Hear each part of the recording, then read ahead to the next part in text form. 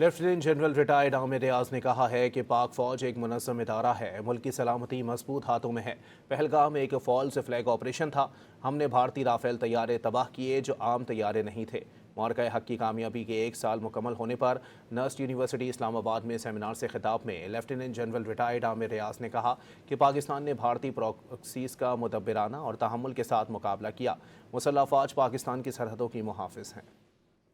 Another policy-driven false flag operation was conducted at Pahalgam, and then the rhetoric began. Let me tell you, the platform to platform, they had more numbers. Rafale is not an ordinary aircraft, and that was done on night 6th, 7th, and Pakistan Air Force was the lead agency in that. Pakistan cannot allow this to happen. Our strategy is deterrence-based, that you cannot violate Pakistan's territorial integrity and sovereignty and get away with it. Rhetoric Operation Sindoor continues.